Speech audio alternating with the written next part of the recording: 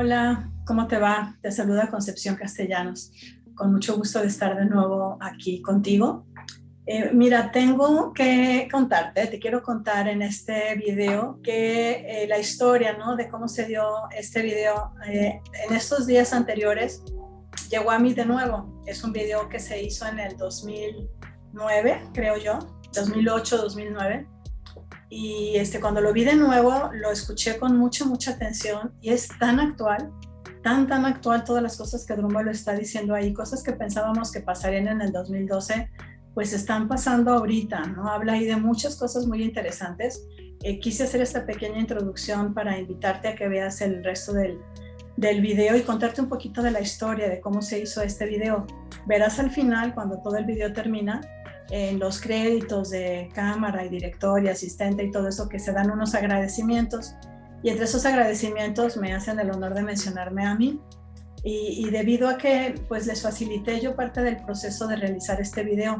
Originalmente en el 2008 tuvimos un taller con Drunvalo en Uxmal, en un lugar muy cerca a las pirámides, y Pablo Arellano, el realizador de este video, estuvo ahí y me pidió apoyo para poder hacer unas entrevistas con Drunvalo y poder hacer este video que ahora tú vas a ver. La información estuvo buenísima, estuvimos haciendo este video con Drunvalo, yo lo estuve entrevistando, la información que dio me pareció sensacional, pero cuando Pablo regresa a su casa a editar el video, seguramente la imagen visual que él como artista que es, no fue de su total satisfacción, las luces, el color, no sé qué sea lo que él no le gustó tanto, prefirió grabarlo de nuevo y entonces se fue a Sedona con Drunvalo y todo este video que vas a ver es grabado en esas hermosas rocas rojas preciosas de Sedona. Entonces es el resultado de ese trabajo que inició en Uxmal, que lo continuamos en Sedona y bueno, aquí está el resultado.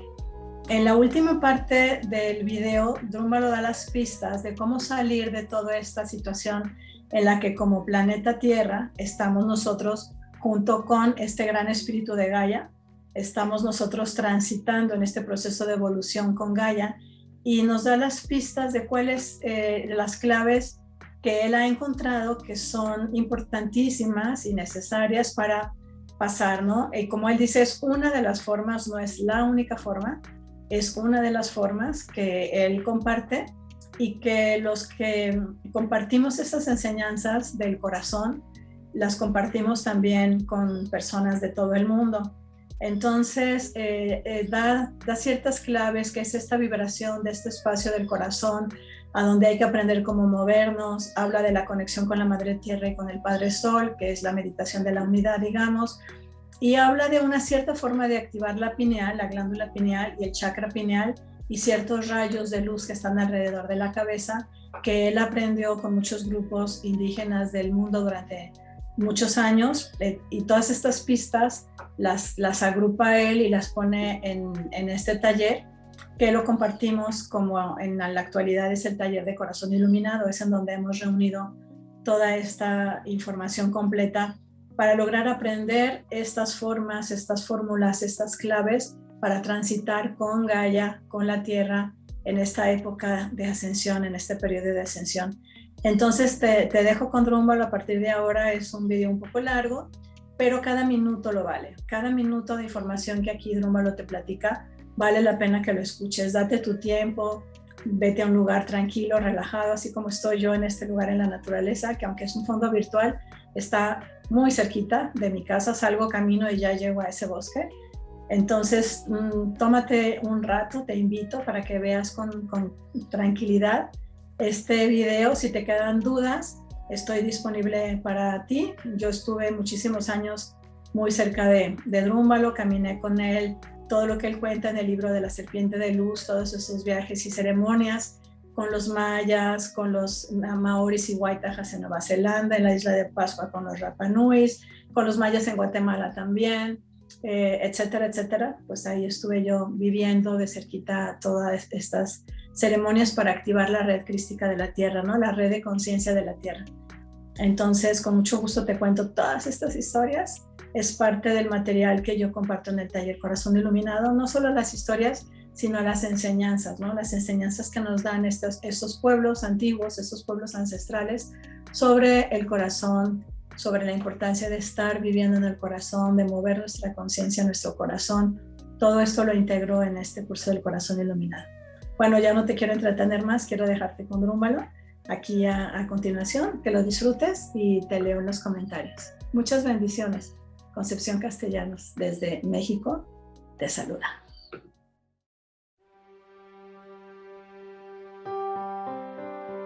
Whenever one enters into duality, it is always an illusion. When you know for sure of the unity of all life, the judging begins to fade away. Every 13,000 years, it moves to a different location on the surface of the earth. And high up in one of the walls is the flower of life. They all knew this was occurring, and everybody just kept quiet and never said a word.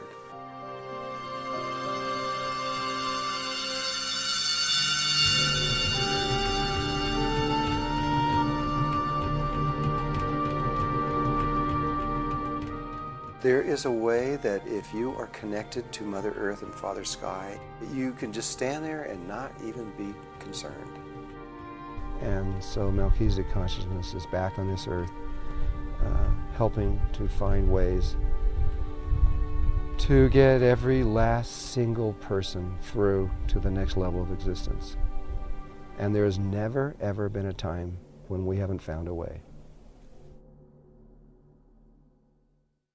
Drunvalo Melchizedek is a Druid name. It was chosen for me by others, not by me. And what Drunvalo is in Druid terminology is a little tree that grows by a creek. So there's Drunvalo trees. They're little trees, and they just usually by small little streams.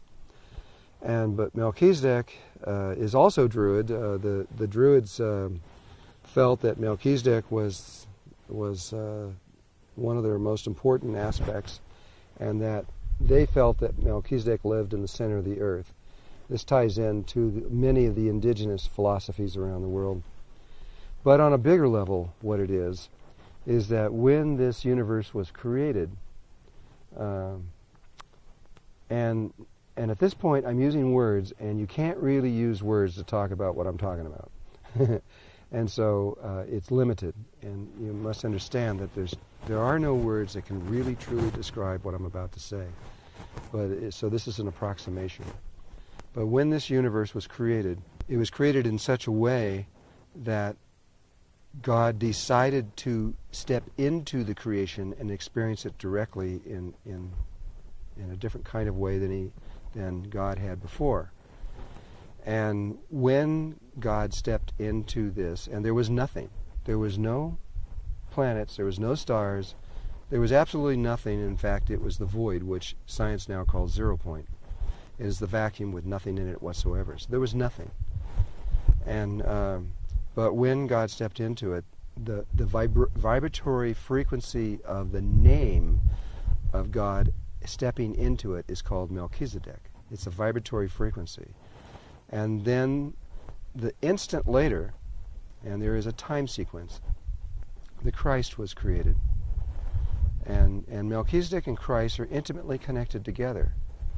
This is why when Jesus started to do his ministry, he couldn't do it. He couldn't do anything until he became part of Alpha and Omega Order of Melchizedek, because he had to connect to the Melchizedek aspect in order to complete this, what he had to do here.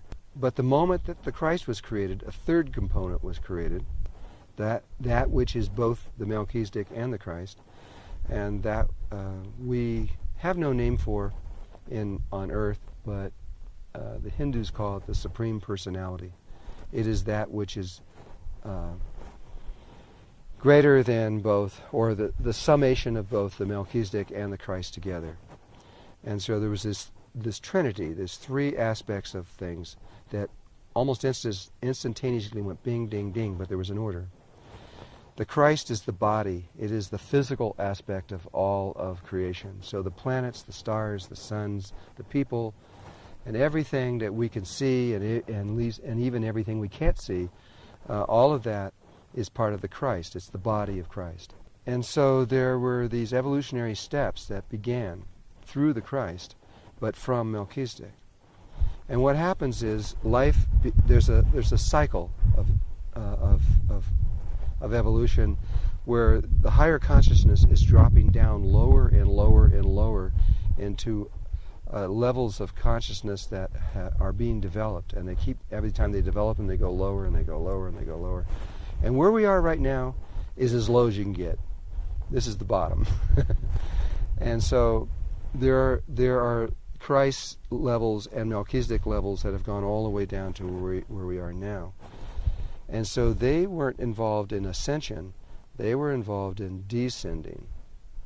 Now we are about to go back. And so consciousness is about to make this journey back to the source. And we are about to make huge leaps and jumps in consciousness, the likes of which no one's ever seen before. And it's going to be quite a journey because we've already created it, and now we're going to move very rapidly going back. It's going to seem impossible, but it's not impossible because we made it. We can do it. And the truth is that everybody is Melchizedek, and everybody is Christ. Everybody is part of that energy. Everybody has God within us. The idea that there is people that are greater than other people is simply not true. We are all the same value, equal on every level. But some of us have gone deeper or farther than others and have gained certain wisdoms that ones of us don't have. Doesn't make us better. We're just explorers. And now we're coming back. We're all going to come back together at this point where poof, none of this exists. And we're just oneness again. And then after time, you realize, oh, there's another step. You didn't see it at first. And you take that step and you become an even greater level of oneness. There's over 100,000 levels of this that Melchizedek have mapped and found. And that you keep going, but eventually you come back to this place where we are one and creation is within us. And we have to make a decision. And that decision's totally up to our oneness. We can go back out of this whole level of creating things and back into the oneness of who we were before, or we can take another cycle around again. And if we do, we become a Melchizedek again. And life instantly uses us because we now know how to live in all the dimensional levels and sustain ourselves. And each dimensional world is incredibly different. It takes a long time to learn how to sustain yourself in each of these different worlds. But by the time you have gone all the way down and all the way back, you know how. And so that person becomes a lot like a white blood cell in the body. They are used by life to, whenever there is a dimensional problem anywhere, then Melchizedek goes in and says, okay, you guys, here's what you do, and we help. And that's what's going on here now. We're about to go through a tremendous dimensional change. And so Melchizedek consciousness is back on this earth, helping to find ways to get every last single person through to the next level of existence. And there has never, ever been a time when we haven't found a way.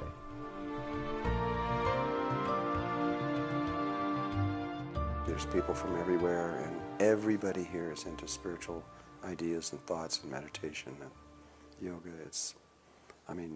The garbage men are into UFOs. It's kind of, that's what it is, you know. It's an energy that comes out of here. There's very powerful vortexes. It's a rotating energy that comes out of the earth. And people, the Native Americans from long ago, they treated this place as purely sacred ground. And they didn't live here. Though they built houses and things here, they were like summer place, or people that were traveling. And they came here to die and to be born. People come and they feel this energy, and if they stay here very long, it excites them. and they get interested in spiritual things. Perhaps it triggers Kundalini in people, I don't know. But there's something here. When I was doing work years ago with people, I used to do lots of workshops here. And part of that workshop is clearing emotional work. And I discovered right immediately doing emotional work here is different than anywhere else, because in other places to get the person going took a lot of energy.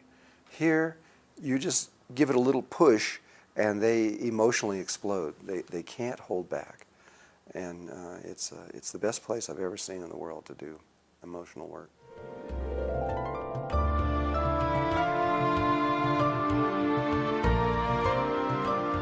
I've been teaching meditation since 1984, and I've been traveling pretty much ever since then. It's become, when my books came out in 1998, The Ancient Secret of the Flower of Life, that was volume 1, that expanded people's interest in what I was doing greatly. When the next one came out in 2000, that even brought it out further. The third book was Living in the Heart, and that opened up a whole new area of meditation that I had never talked about before in the other ones. And the newest book, which is just coming out now, which is The Serpent of Light, that's not a book of meditation. That's a book about my interconnection with indigenous tribes around the world, and something that is happening on the earth, it's a very big thing, that for some reason nobody's ever talked about. The earth is an exact replica of a human being, or you could look at it the other way around. The human being is an exact replica of the earth. We don't look like it, we're not round, and we look different. But our energy field, the human light body that extends around the human being, that light body, the electromagnetic field and the shape of the field that's inside of that body, which is around a person that's about 55 to 60 feet in diameter, and it's a perfect sphere, but inside is this very complex electromagnetic field. That energy field is identical to what's around the Earth. And NASA has slowly been able to identify all the various components in there. They agree at this point. I believe they do. And because it's the same, because we are the same, the way energy moves through our body is also related to the Earth. And so almost everybody is familiar with a sexual orgasm, but not everybody is familiar with the Kundalini rising, which is another form of orgasm. It's the same energy moving up a different channel. And when it moves up a different channel, it has a different purpose. The sexual orgasm is primarily for creation, procreation. It has much bigger levels to it that we're not aware of. And the Kundalini, its purpose is to awaken you to God and to higher levels of consciousness. Once you've had a Kundalini experience, you can't stop. You don't have a choice. You have to keep searching for that, and you will all your life once you've experienced that.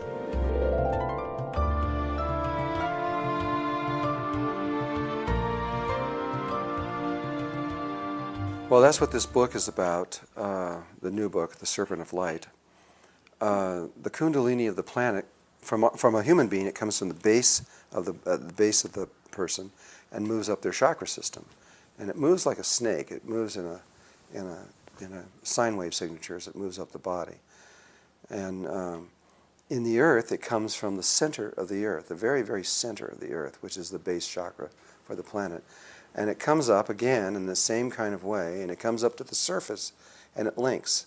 So the two poles of the center of the Earth and the pole of where it connects to on the surface of the Earth, in between there becomes the chakra points of the Earth. But it's temporary. It stays there only for. It stays in one location for about 13,000 years. Geological time, that's pretty temporary. And then every 13,000 years it moves to a different location on the surface of the Earth. And wherever it moves to, wherever it chooses. We don't have any control over that. Wherever it chooses, the people that live in that area, and it goes out for quite a ways. I don't really know, but I'd have to I could figure that out but I would say for at least 700 miles or so in radius around that area, anybody living in that area, it triggers their kundalini. And so what happens is those people end up becoming the teachers of the world, the light of the world. The last time, it's just moved. And that's what this book is about, is this movement from where it was before to where it is now. And the journey, the stories, the history around this, because it involved close to somewhere in the vicinity of 1,000 indigenous tribes were involved in this.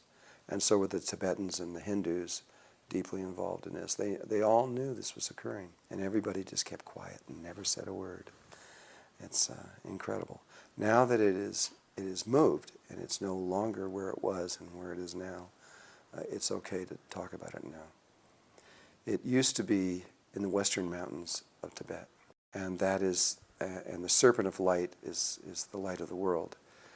It is the energy that not only those people that are in that tight figure, but it's for the whole planet. It affects everyone, and so that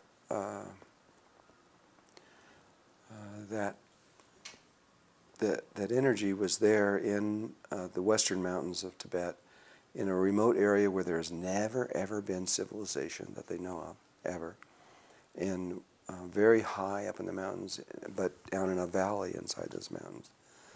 And long ago, 13,000 years before this time, someone built a huge white pyramid over the spot where it was located. It's the biggest pyramid in the world. It's bigger than the Great Pyramid or any of them. And I was fortunate enough to speak with the exploration team that found this pyramid. And they came to me. It's in the book, but they came to me because of something they found there.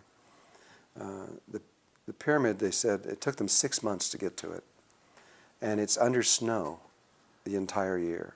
So a white pyramid under snow, but 2 weeks approximately out of every year, the snow melts and you can see the pyramid, and then it's under snow again. And so they had to time their trip to get there perfectly, and they did. Actually, the first time they did it, they didn't do it right. They had to do it differently the second time, and they made it. And the pyramid has no, they said it looked like it was built yesterday. It was flawless. It was perfect. All the casing stones were on it perfectly. No one has seen it. And there's no writing on it, there's no hieroglyphics, there's no pictures, there's nothing except for one thing. And unlike the Great Pyramid, it's not sealed, there's an opening. It's open to the world to walk into. And you walk in and there's this huge inner room inside of it, and high up in one of the walls is the Flower of Life. Wow. And it's the only thing that's on there. And so since I was teaching about that, that's what they said, what does this mean? And why is that in there? You know, and that began, that's how this, the Serpent of Light story began. That was way back in 85 or 86, some back in there. The Flower of Life is found all over the world.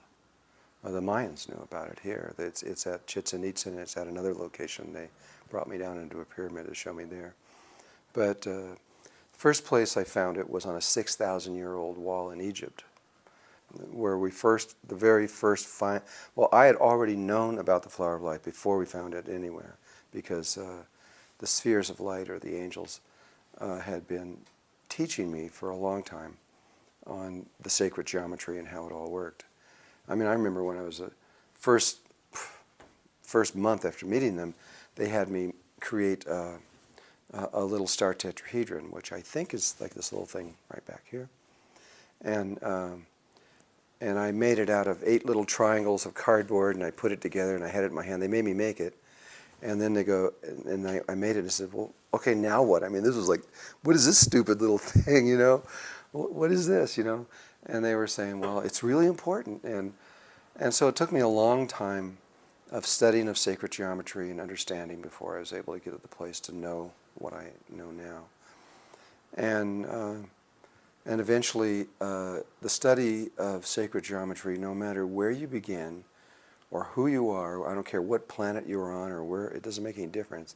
If you keep studying sacred geometry, you will always end up with the flower of life, because it's the key to everything, and it is the container of all other sacred geometry.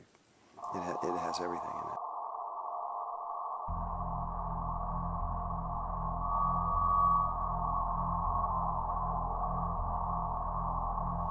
We've now checked it with tens of thousands of different things, and what we found is that there is nothing in creation, in the universe, that is not directly constructed through the proportions and the shapes and forms of sacred geometry.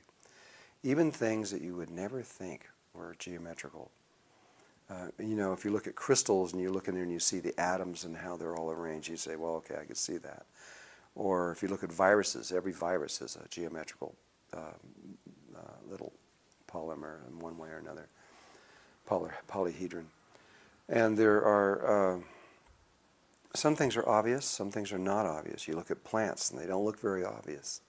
And that takes a little bit deeper to see how sacred geometry is involved in there. Fibonacci is intimately related to how organic chemistry is unfolded, because the key that is behind everything in the universe is the golden mean, the ratio of 1.61803339, and it goes on forever. And that ratio is something that is crucial to life. Life intuitively knows this, but because it is an infinite, it's not a whole number. It's irrational. There's no place where it ever ends. Life can't work with things like that. So it discovered another way, and that is called the Fibonacci sequence. And that starts out as 0, 1, 1, 2, 3, 5, 8, 13, 21, 34, 55, 89, 144, 233, and it keeps going forever. And if you look at three numbers like 3, 5, and 8, if you have 5, you just look at the last number where it was before, it was just 3, and then you know what the next number is 8. And so life can determine how growth is just by wherever it's at. It can look where it just was, and it knows where it's going. But the reason it's important is because if you divide 3 into 5, you will get a number very close to 1.618. But if you divide 5 into 8, it gets closer. 8 into 13, it gets closer. 13 into 21, it gets closer. And so by using that particular sequence, life continues to move closer and closer and closer to this golden mean ratio.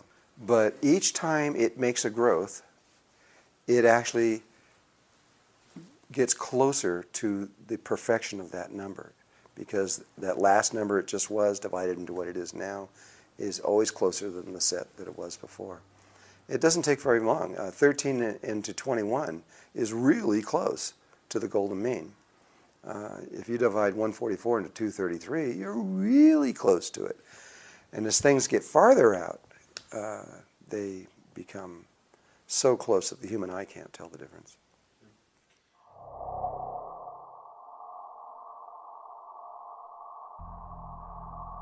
It is the way that everything is organized. It's the way to organize life. All of your lattice structures of metals and all of chemistry and everything of that nature are all, without exception, based on sacred geometry. And you really can't understand what's going on in chemistry or physics or architecture or anything structural without understanding sacred geometry. If you don't know that, you are missing the most important key to creation, because you can't understand what it's trying to do. It not only does that, but it links one subject to the other. No matter what subject you're talking about, it's geometrical. And so once you understand the geometries that some subject is using, And then you look at a completely unrelated subject. You could take music in one case and perhaps emotional problems. And how can music and emotional problems be related? They're intimately related, but I can say that about any subject. Because if you look at music, it's all geometrical. It's all mathematics. A lot of physicists think that's the core to everything, but mathematics don't exist on their own. They came out of sacred geometry. First there has to be shape and form and proportion. Then number comes after that. That's where it came out of. And so it's just a very primal way, but if you see how music is, you can then switch over to emotions and you can see how they relate. Now emotions, I realize, is a good subject because the feelings you can't imagine that they would be geometrical. Like love. Love is geometrical, you know, or jealousy, that's geometrical. Yes, it's been proven scientifically. And so love has a shape. Hatred has a shape. Every single emotion that we know, whether it's positive or negative, has forms you can hold in your hand that are those feelings.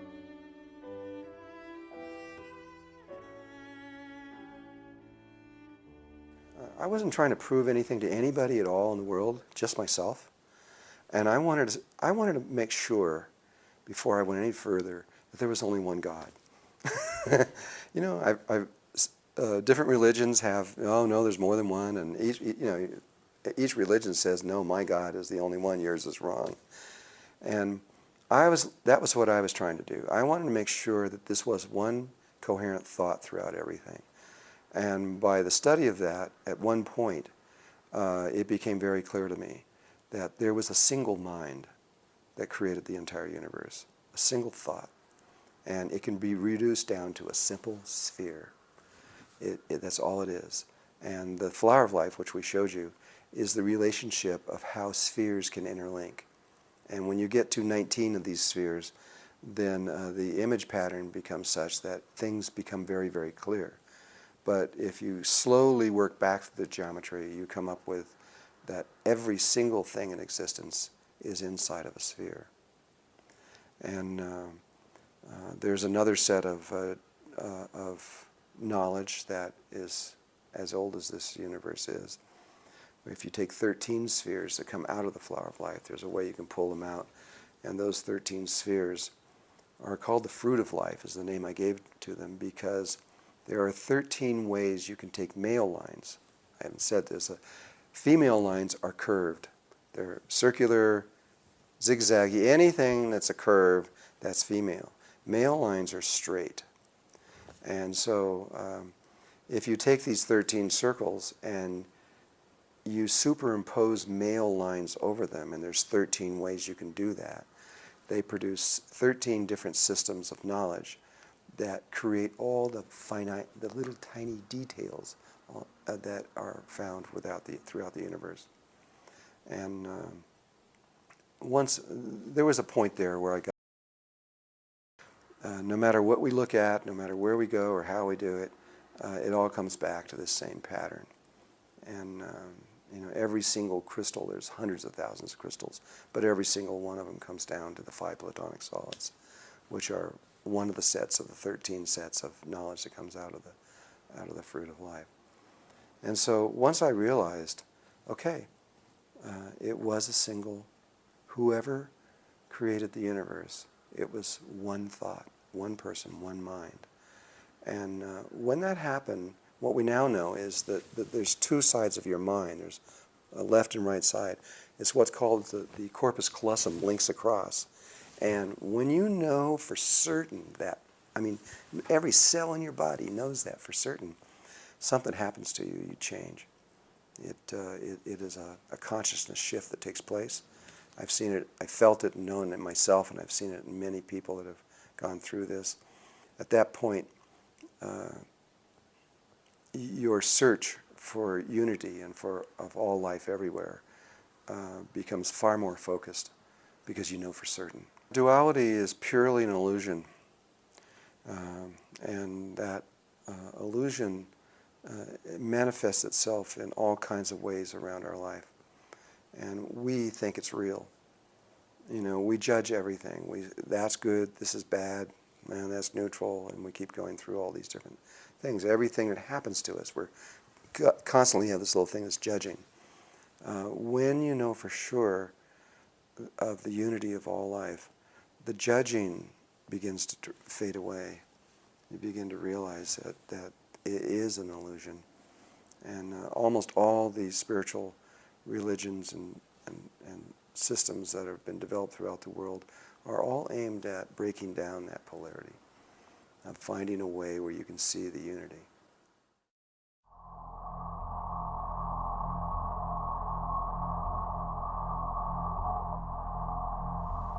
Well, the unity is always there.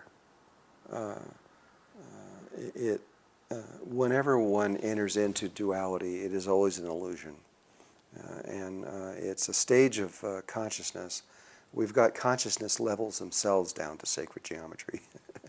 And you can actually see it. It has to do with the squaring of the circle. If you take the square, perimeter of a square, and then make that equal to the circumference of a circle, that gives you 1.6180339, and the golden mean appears. And there is a pattern of geometry that you can show that as the circles and squares expand out of what's called a geometrical progression. It starts with a little circle and square, and it gets bigger and bigger and bigger and bigger. As these things progress out, there's very definite points where they become very close to the golden mean, and as they expand out further, they keep getting closer and closer, just like the Fibonacci sequence does. And so there's a point where life becomes focused at one point, where humankind becomes focused anyway. And that level is a unity consciousness because it's very, very close to the golden mean. And those would be people like the Kogi in Colombia, or the Aboriginals in Australia, or the Waitaha in New Zealand. Some of the very, very old tribes that go back much farther than our archaeologists have ever dreamed, and at least according to them, and I believe them. And but they have a different DNA sequence than we do. They're different. You can tell. You could scientifically prove if they're in there or not. And then there's us, and that's the next level out from there. And if you measure our circle and square, the one that produces our level of consciousness, it's not even close to the golden mean. We are a disharmonic level of consciousness. But in the wisdom of the Creator, in order to get from the first level to the next level, which is also harmonic, we have to pass through this place we're in. And I see it kind of like a stone in the middle of a river, and you're trying to get from one bank to the other. The two banks are harmonic, and that little stone's not very harmonic. It's not a very safe place to be. And so you just land on it, and you get to the other side as soon as you can. You don't stay there. You know, well, we've been there for 13,000 years, which is a very quick jump. And but if we stay where we are, we will kill everything, because we're not in harmony with the rest of the universe, or even this planet. And so our very nature of who we are is dangerous. But we have to pass through here.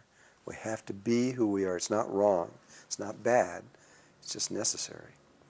And then we get to the other side, and then we're into even a higher level of unity than we were in the indigenous people.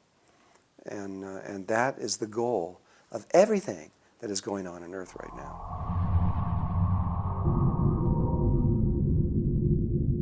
In ancient times, a lot of the indigenous tribes used different forms of psychedelics, and they actually used, they never used any of the kind of things that modern man is using.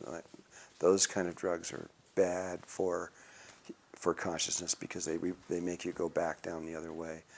But a lot of the psychedelics that they used, the San Pedro cactus and the coca leaves and the mushrooms and things like this, these were the natural things that they used.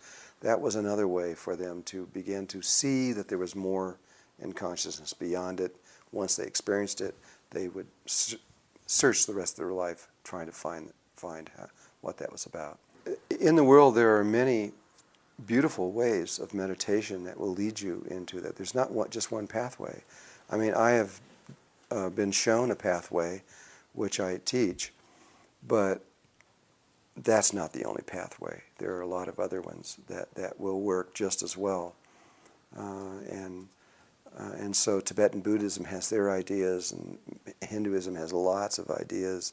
Sufism has other ideas. Taoism is a very simple, easy way to live through to find the source of life. There are many, and that are old and have been tried, and other people have taken those pathways and that work. If that is what someone is thinking about, they need to try these different ways. I mean, I went and I tried lots of them. I tried everything you can think of almost. I had over, I don't know how many teachers I had. At one point I counted them, there was over 70. And the angels a lot of times would actually give me the name, address, and phone number of a teacher who I'd never heard of in my life. And they'd say, call this person up, and I'd call them. It would be that person, always kind of. And then I was to go study with them. I'd say, can I study with you? Yep, I'd go there, and I would learn as much as I could from them. And and people have very different views. The truth is there's only one reality. This is what I learned from the whole thing. There is whatever there is. But there's lots of ways of interpreting that one reality, and how you perceive it. And, duality that you were speaking about before, this level of consciousness we're in, this is just one way. The universe has learned over 100,000, slightly more, 100,000 major ways that when you look through that lens, the universe appears completely different. Some of them, a lot of them don't have any stars and planets in it or anything else, yet it's the same place. It appears differently. And then underneath each one of those 100,000 different ways are trillions of possibilities. And so you can look at this one, unity or polarity consciousness is one way of looking at life. And then you look at all the animals and bacteria and bugs and all those other life forms that are generated from the same way of perceiving reality. That's all consciousness is how we interpret the one reality. And as we go up and around the body, in these electromagnetic geometrical forms that surround the body, as you do, your attention shifts to different shapes and forms. And so the Merkaba field that is taught in the book, the first two books I taught, that is the second possibility. And the first one is really simple, and shamans and medicine men around the world have been using it for thousands of years. But it isn't strong enough for what we need for what we're doing. The one that I'm teaching in there now is perfect for what we're doing, even though there are people trying to say we need more complex things, because that's what the earth has around her right now. And so we're in tune with the earth, and as she moves into higher levels, we move with her. When we get into the next levels, then we can shift to different Merkaba fields.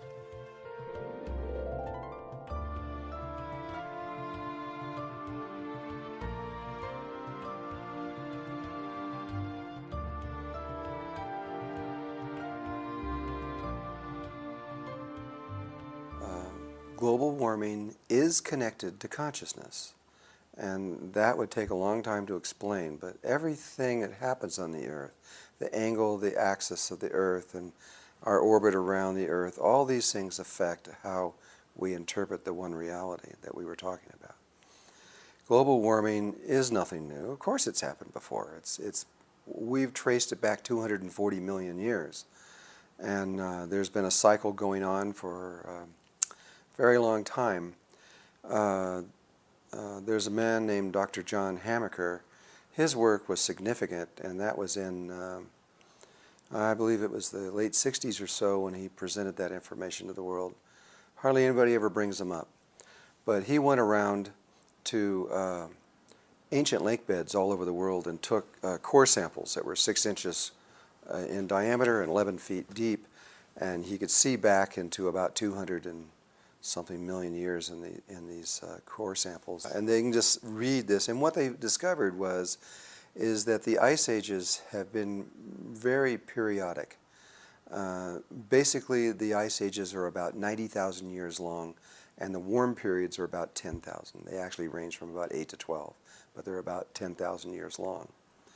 And so you see, what they found in the lake beds was, you see 90,000 years, approximately, of no pollen, because it's just ice and no growth of plants or anything else like that. And then followed by a little period of 8 to 10, 12,000 years, about 10,000 years long, of where there's pollen, followed by another 90,000 years of no pollen. And it just went like a clock, going down in for millions and millions and millions and millions of years, hundreds of millions of years. And so, sure, this is nothing new. But to say that it's no big deal, when we go from a warm period into an ice age, that's a big deal, because the average temperature of the Earth drops to minus 50 degrees below zero average in 72 hours. And that's been scientifically proven. In 3 days, it drops. And so most of the life on the Earth, if that were to happen, would die, would perish. It's always happened that way. It's part of life. It's the way Mother Earth has set it up. So we can't say it's bad or wrong. It just is. And so those people were able to track exactly what the Ice Age was tied to. And we now know it's not a theory. Well, everything is a theory in a way, because we never know what life is going to do for sure this next time around. It's like the sun coming up in the morning is a theory, even though it's been coming up every single time. Maybe this time it won't. You don't know that for sure. Yeah. But the probability is very high. And what John Hamaker found was that the ice ages were tied to minerals, the minerals that are in the dirt. When we can start on the end of an ice cycle. When the dirt all over the Earth, all over the world, runs out of minerals, and it's finite. There's a certain amount in there. When they run out, the trees begin to die, and they get weak, and diseases start coming in. The pine trees here in the United States, they say the beetles are killing them. It's not the beetles. If you go deeper into that, there's 6 diseases hurting those trees. And those trees their immune systems are getting weak, and the beetles just come in and finish them off. But if they were healthy, the beetles wouldn't be able to do this. And so, when the trees begin to die, the forest fires begin to happen, and every acre of trees, just an average acre of trees, holds 50,000 tons of carbon dioxide.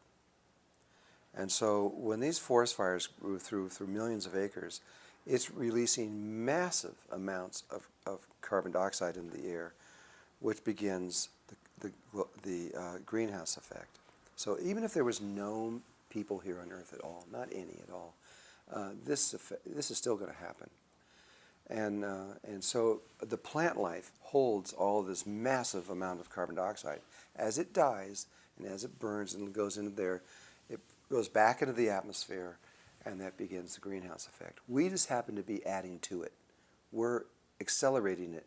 We're cutting several hundred years of our life off by what we're doing. We don't know exactly how much, but 300, 400, 500 years, we may have been able to go longer, but because of what we're doing, we're bringing the ice age closer to us by adding more carbon dioxide into the atmosphere. At the end of the ice age, or at the end of the warm period, which is what we're at right now. We've been 10,000 years of warm. And when we get to the end, the minerals run out, the trees die, and everything, and it goes up in there. The greenhouse effect begins to happen, and that begins to warm up the oceans.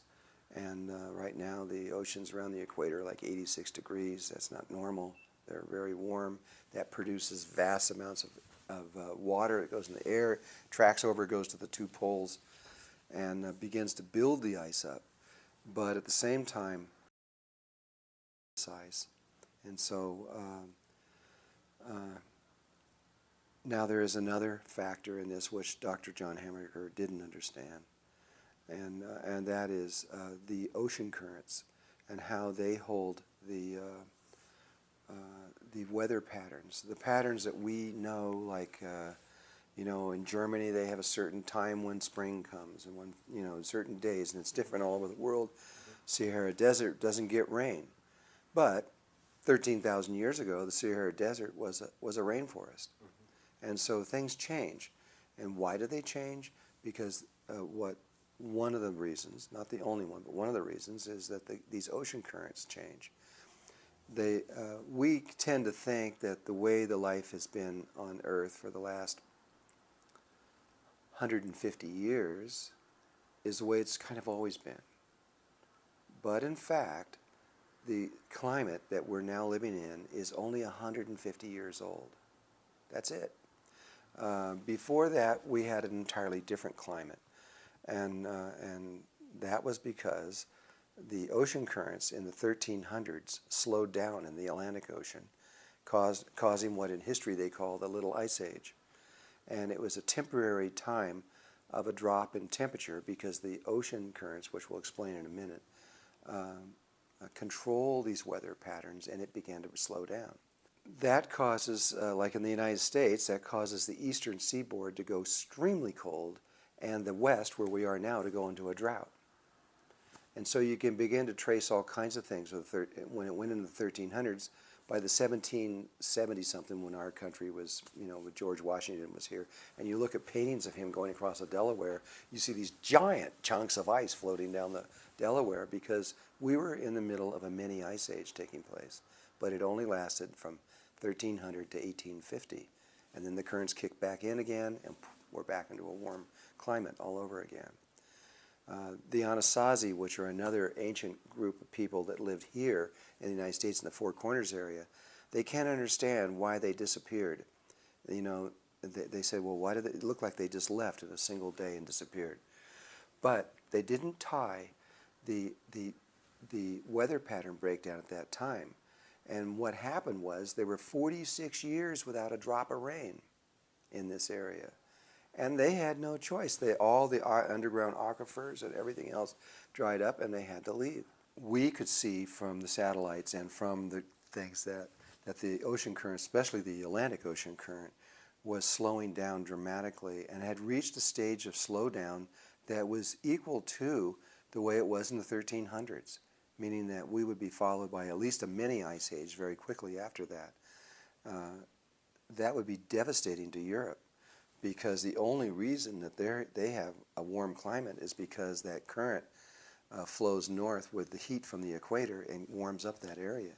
If the Atlantic, what is called the Gulf Stream, were to slow down or stop, it would be devastating to Europe, unbelievably devastating to them. By 2005, there was no doubt this was occurring, or actually 2004, I think it was, when we figured out that we had enough data then that there's no doubt. It was even changing shape because it was slowing down so much.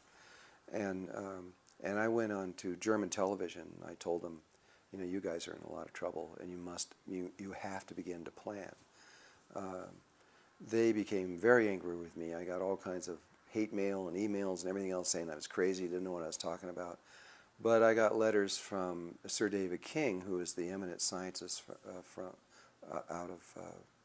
who was under Tony Blair, who said that every word that we were saying was accurate and true, and that he agreed with us, what we were saying.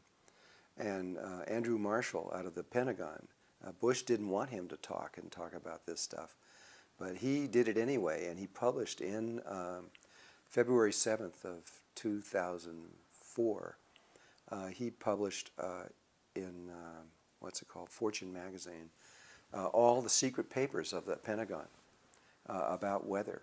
He showed how the satellites only 30-something years ago of what the North Pole looked like, and it's like this, and then he shows it in 2004, and it's 42% melted. And the following year after that, the biggest ice shelf at the North Pole broke apart. It was an ocean of water, literally melted and broke apart.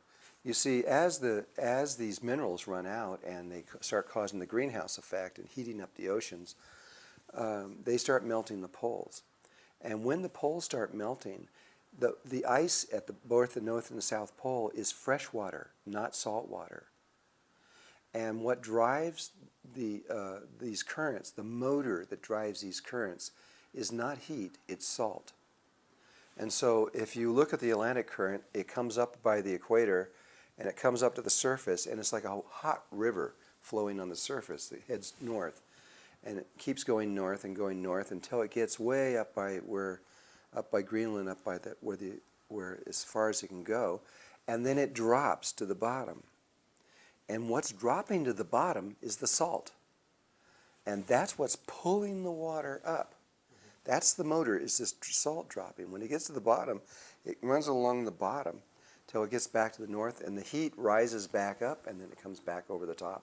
So it's a big three-dimensional circle going like this. You might just say a big three-dimensional convection current. But it is salt. Without the salt, there can't be any. And so as the poles melt and the northern currents are flowing billions and billions of gallons of fresh water, the ocean near there, the salt density drops. And so this thing doesn't fall as far, and it begins to slow down. And this is how this works.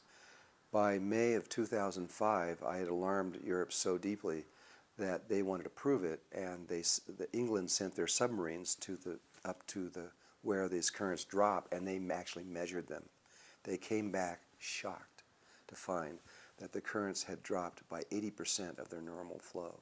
They were only flowing in May of 2005 by 20% of what they were supposed to be flowing.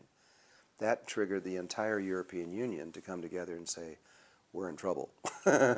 Because that means that very, very soon, the kind of weather that they're experiencing is going to vanish, and it's going to vanish, if you go by scientific evidence, in 3 days. It's going to disappear. And all of a sudden, they're going to find themselves in an eternal winter that they will not see the sun again for 90,000 years. And this is the scenario that we know is going to happen because it's happened hundreds and hundreds of thousands of times in the past before. Time magazine came back with an entire issue that was a 1/4 inch thick. It was this huge thing. And they were saying, well, that I hadn't figured out the tree ring theories of what all this is about, meaning that it isn't just the Atlantic Ocean that's breaking down, it's all of them. And all the currents are beginning to slow down from this. And that means something much bigger than what happened in the 1300s. That when that begins to happen, that is a true ice age, global, worldwide. And you know, Al Gore knows this, but he won't. I think he's afraid to tell the truth because the truth is scary. The South Pole is what's interesting to me because there's enough ice in the South Pole to raise the oceans a long ways, close to 200 feet or so. And I remember about 4 years ago when Larsen's ice shelf broke off, and that raised the entire world's oceans about maybe a 1/16 of an inch or something. But they said, it's no big deal. It only was there for 10,000 years. And then those same scientists said, but Larsen's B shelf will never break off because it's been there for millions of years. The following year, I think it was, Larsen's B shelf broke off. And then they made the statement that it would take 6 months to melt because it was the size of a state. You know, it's huge. But it didn't. It melted in 30 or 45 days, I don't remember. And that raised the entire world's oceans almost an inch. But the one that I'm concerned about, and the scientists that I know are really concerned about, is something called Ross's shelf. And that is a piece of ice a couple miles high. And right now it's breaking across the back. And I just spoke with one of the scientists that's working on it, and they're freaked because these holes are developing, pools of water are melting all over it, and they're going all the way down and eating their way to the bottom, where they're finding it's melting completely. It's just rushing water under the bottom. That water's being forced back up, making bigger holes that are melting all the way down the bottom, forcing more water up, making bigger holes, and they think it's going to break off. If Ross's shelf breaks off, first of all, that's going to cause a tsunami or a tidal wave like this world's never imagined. If you can imagine a piece of ice 2 miles high plunging into the ocean, how high is that wave going to be? And with it instantaneously, it's going to raise, when it completely melts, it will raise the entire world's oceans almost 16 feet. And that's already been scientifically calculated. But 90% of the ice goes in the water immediately and displaces it. So you're going to have, I'm just going to guess, about 14 feet of the world's oceans rise instantly. And tsunamis coming from everywhere to balance out, and it's going to be a mass destruction like no one's ever imagined on this earth. And almost every coastal city in the world will be underwater. And that could happen tomorrow.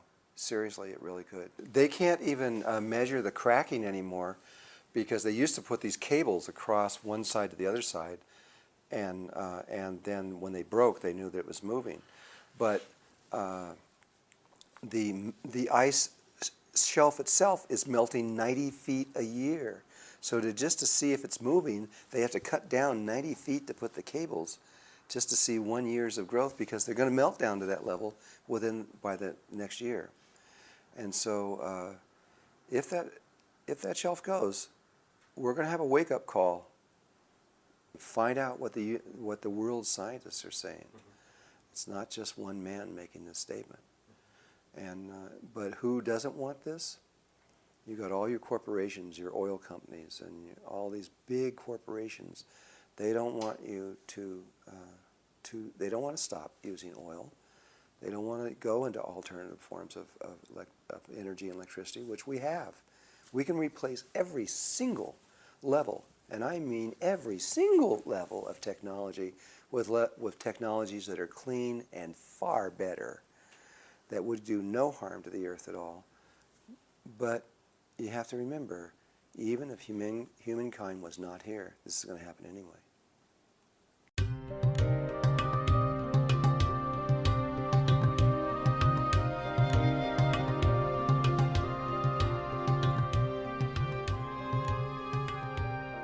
From what I've learned through the indigenous people around the world and about human consciousness, there is a way there is a vibration and a way to be. They all talk to me about this, that they know these things are coming. The Mayans are about to give their predictions and everything on this, and they know this is coming.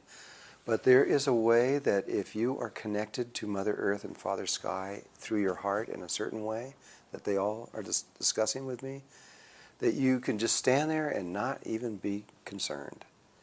Because what happens is Mother Earth actually changes the reality around you. She selects these people that have this vibration, these people that are in their heart, and she keeps them alive. And this is one of the big secrets about all of this that has been known before.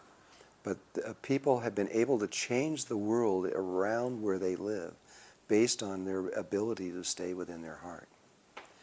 If you live in your mind, what the indigenous people are saying, you don't stand a chance. We have been working with what we call reversing consciousness, just like reverse engineering and things. We started with the human light body, and we've mapped that whole thing out.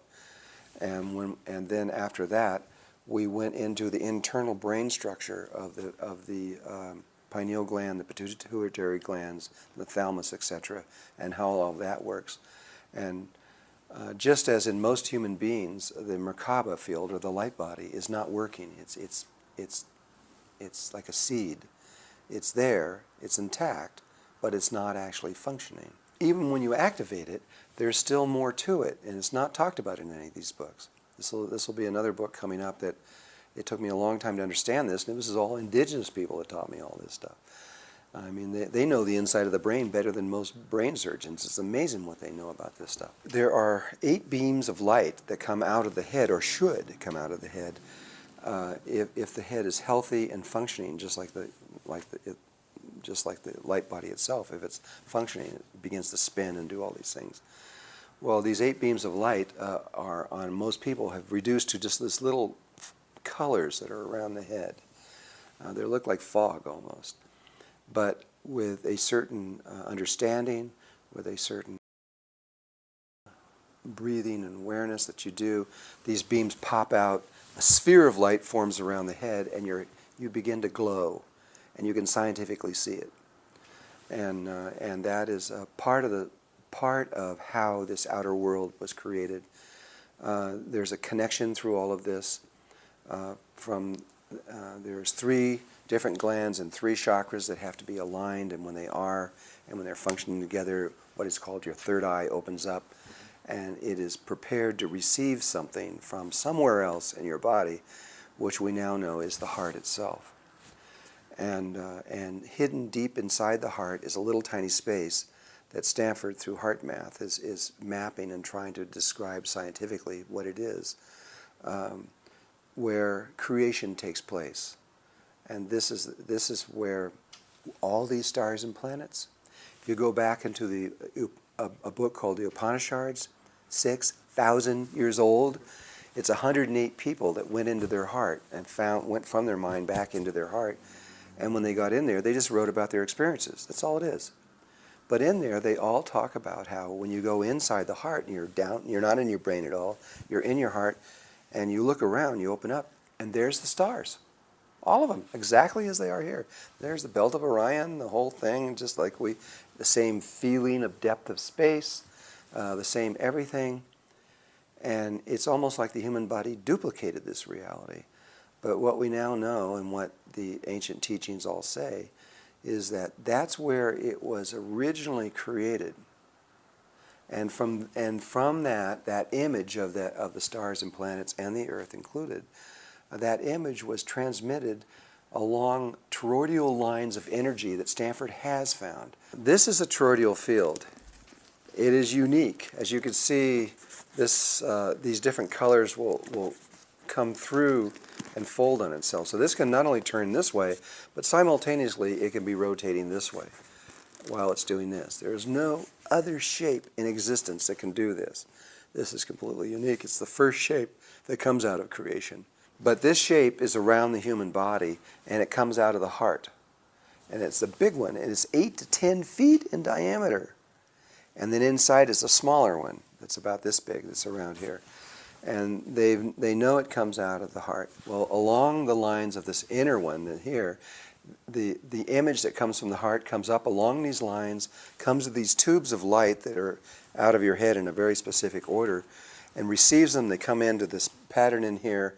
They come out through, and then there's a geometrical field out right at your fingertips that Leonardo da Vinci discovered, and that one is the projection screen basically, and the inner worlds of the heart are projected out through the mind out here, and then we think it's real, and we're really walking around in our mind.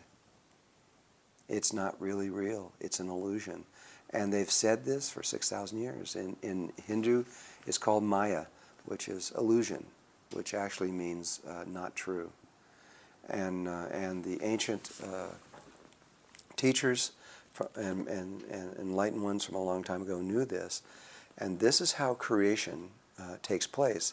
This might be a good place to talk about this DVD that was out called The Secret.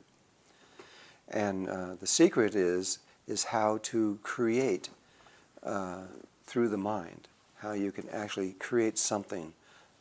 You can bring whatever you want to yourself, if you're inclined to think in materialistic ways, that you can bring money to yourself, or all these things that they were talking about. Or you can create healings for yourself, and you can make your body healthy, or you could bring people to you want. And behind that they talk about the law of attraction, where you are you bring to yourself whatever you're thinking and feeling. You create a vibration, and that energy begins to come toward you.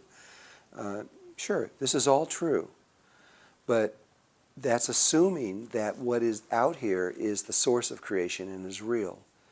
And it's also assuming something that they didn't understand when they wrote this, but which the Tibetan Buddhism did understand, and some of the other ones were clear on. The writing of the Secret is not new. They've found, Greg Braden wrote a book called The Isaiah Effect, which was based on a scroll that was found in a clay pot from about 500 BC, near where the Dead Sea Scrolls were found. And it talks about the same exact information that is in The Secret, that your thoughts are based on logic, and the logic, and you can go through where you place your attention and your intention, and your intention has three basic patterns of what happens with your mind, your heart, and your body. And if you engage all these things together at one time, yeah, you're going to get exactly what your intention is. But what the creators of The Secret don't understand is the instrument that the creation is being done through is the mind. It's the brain. And the brain is a polarized tool. You've got the left brain and the right brain. And then the left and right is the front lobes and the back lobes. And it keeps going through what I believe is 64 different divisions.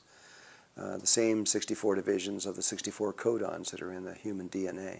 And so it is possible to bring to you what you want or what you intend through your intentions. But what you will also get is the exact equal and opposite force coming from behind you where you can't see. Our eyes see this way, but we can't see this way. And so you get what you want coming this way, and you're going to get exactly what you don't want coming from behind. And so, and there is now a man named Dr. James Hart out of California, one of the brain experts in the world. He's considered one of the two greatest brain experts on the planet ever to live. And he agrees with me that they've found scientifically that you can go in using the brain and you can create anything, but you always get the opposite thing also. So what's going on in the world is you've got 6.5 billion people in the world, and most of them want peace. I mean, you know, they're praying together, these huge circles of people praying for world peace. But they're never going to get world peace as long as they pray from the brain. They're going to get a world that's half peace and half war. And it's just going to keep generating that half peace, half war until they learn to create in a different way. There is another way that the indigenous people tell us all over the world, and that the ancient people, the ancient Tibetan Buddhists and the other ones talk about, that you can create, which is creating from where the original stars and planets were created, which is in the heart. If you leave the brain, throw it away, get out of there, and go down into the heart, you can do the same thing. You can create there. You can bring anything you want. You can change the world. But you won't get the opposite effect. On another way to explain this is that we have two heart chakras. One here, right above the sternum, one distance between the tip of your nose and your chin, above that, which is averages at 7.23 centimeters. Two heart chakras. The lower one is connected directly to the heart. The upper heart chakra is connected to the right brain. We have an emotional body that we're all familiar with. You know, we feel love, we feel hate, we feel joy, we feel sadness. We can feel all these things, but all that emotional body is coming from our right brain, and which is connected to this upper heart chakra. If we were to connect, what we don't know, most people don't know, is that we have another emotional body, and that's connected through the heart. But that emotional body has no polarity to it. And so there is the only place that you can experience what everybody's talking about of unconditional love. In that spot, you can actually have unconditional love and experience it. But from the brain, which is where most people get married, they fall in love from the brain, they see them, they're beautiful, they want them, they marry them. But that kind of relationship, they'll be there and they'll be talking how much they love each other. I love you, I love you, I love you. And then one will say something that hurts the other person's ego. And just like that, they hate them. And they'll start screaming at them. They'll say the wrong thing. That's brain love. But there is a love down here that no matter what you said or what you did, you could kill somebody, but if they love you, they wouldn't change loving you. That's hardly ever been experienced. Women get that experience usually for a short time. They have a baby. The baby comes up. It's on the breast. They're looking down. And now they're loving that person from their heart, not their brain. And they would die for that baby. They would die. They would give up their life in a moment. That's unconditional love.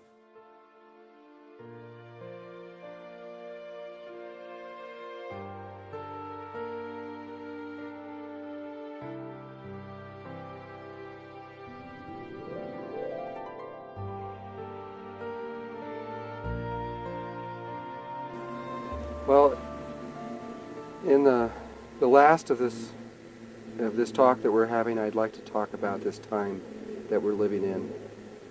We began, this change, of course, began when humanity began. But about 100 years ago, at the turn of the 20th century, at that time we were riding around in horses. The ideas of going to the moon and flying through space and computers and cell phones and all these things, they weren't even in our imagination. We didn't even think they were possible. And we have made a transformation over the last 100 years, the likes of which humanity has never seen before. And all I can say is we're just beginning. We are going to continue on a path that is going to lead us into ways that even now we can hardly imagine. Even through everything, through Star Trek and everything that we have imagined through that, there is a change occurring that is incredible. And all I ask is that you remember that you are intimately connected to God, and that you are not going to be hurt through this. You're not going to be left behind. You are important in the universe. In fact, this universe could not exist if you didn't exist. You are essential in everything that is occurring. And all you have to do is relax, not be afraid, and believe in who you are and your intimate connection to God. And everything will happen easy, without any pain or any problems. All you have to do is just remember that you are one with God. There's going to be tremendous changes coming, changes that are going to rock this world to its roots. The old way is going to be destroyed. Shiva is going to walk again. And the financial systems are going to go down, and everything we know is going to break down, because that is the way it's supposed to be. The old cycle, the old male cycle, is always destroyed, and then we enter into the new female cycle, the female cycle of light. And she always leads us back into balance, into harmony. And it's happened so many times before. This is nothing new. But don't hold on to the old way, because the old way is going to go. It's going to go right before your eyes. But right before your eyes is something new and beautiful and brilliant that's going to appear. And know that it is for you that this is happening, and for your family, and for life everywhere. It's not a war. It's not Star Wars. It is evolution. It is part of the cosmic DNA that has been planned from the beginning. This is an exciting time to be alive. This is a time of great joy. And you will remember everything you need to remember. You are perfect right now, even though you may not think so. You may think, well, I can't even pay my bills. I can't even figure out how to keep a relationship going, and my children are in trouble. Yeah, I know. We're all going through that. But inside of you is this brilliant light. And that light is going to emerge out of you at the right moment, at the right time. And all you have to do is just believe and wait, and it's all going to happen. So there's no reason for fear. There's only reason for joy. And I love you all. I really love you. And it won't be long. We're going to be in another level of existence, at which point you'll understand everything I'm saying.